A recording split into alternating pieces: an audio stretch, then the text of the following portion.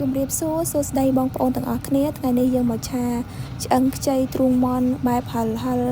ស្រួយញ៉ាំហើយសម្រាប់បងប្អូនដែលកត់ទស្សនាវីដេអូខ្ញុំកុំភ្លេចជួយចុច Subscribe YouTube Channel នឹងខ្ញុំម្នាក់មួយផងដើម្បីទទួលបានវីដេអូថ្មីទស្សនាជារៀងរាល់ថ្ងៃ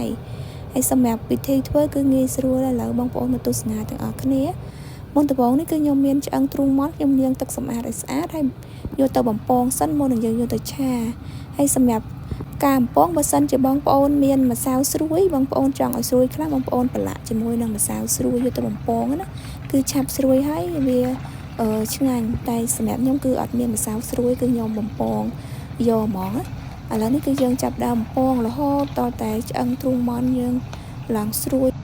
បន្តមកទៀតគឺខ្ញុំមកលាយជាមួយនឹងទឹកសុសសម្រាប់ឆាហើយសម្រាប់ទឹកសុសនេះគឺខ្ញុំដាក់ទឹកម្ទេសការ៉េចំនួន2ស្លាបព្រាបាយហើយសម្រាប់ទឹកម្ទេសការ៉េនេះគឺប្រភេទហ្នឹងបងប្អូនគឺយើងអាចរកទិញនៅម៉ាតបានណា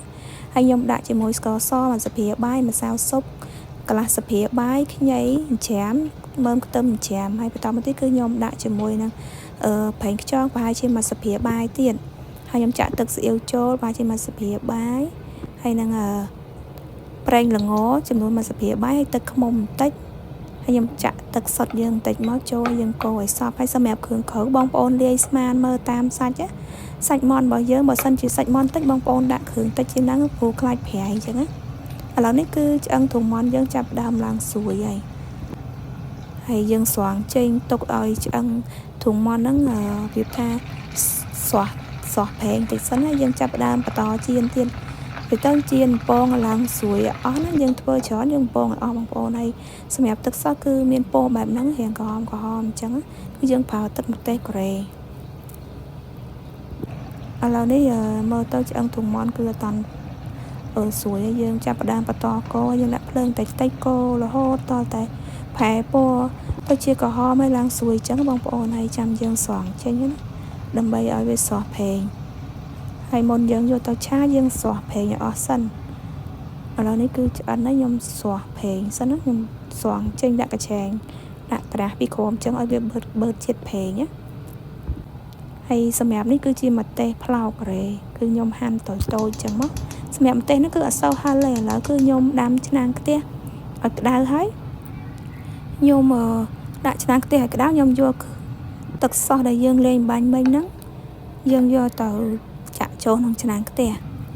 ខ្ញុំចាក់ចូលទៅក្នុងឆ្នាំងខ្ទះដាក់ឲ្យពុះកូរឲ្យក្តៅទៅសិនណាបងប្អូនយើងយកទៅកូរឲ្យឡើងពុះឲ្យឡើងក្តៅសិនមកចាំយើងចាប់ដើមឆាហើយសម្រាប់ទឹកសុសហ្នឹងគឺរាងក្រហមអញ្ចឹងរាងក្រហមព្រោះយើងប្រើទឹកម្ទេសការ៉េហើយបងប្អូនប្រើជាម្សៅម្ទេសក៏បានដែរគឺដូចគ្នាណា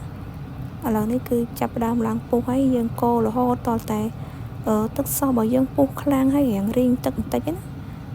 ឥឡូវនេះគឺចាប់ដើមពុះរាងឆ្អិនទឹកសុសខ្ញុំចាក់ឆ្អឹងទ្រូងម៉ន់ដែលយើងពងបាញ់មិញហ្នឹងចូលហើយយើងកូរឲ្យសព្វមកបងប្អូនហើយបងប្អូនភ្លក់មើលគ្រឿងក្រៅថែមថយតាមចំណង់ចំណូលចិត្តទៀតហើយសម្រាប់រសជាតិគឺរាងហិលផ្អែមបន្តិចណាពេលយើងយកទៅញ៉ាំទៅគឺឆ្ងាញ់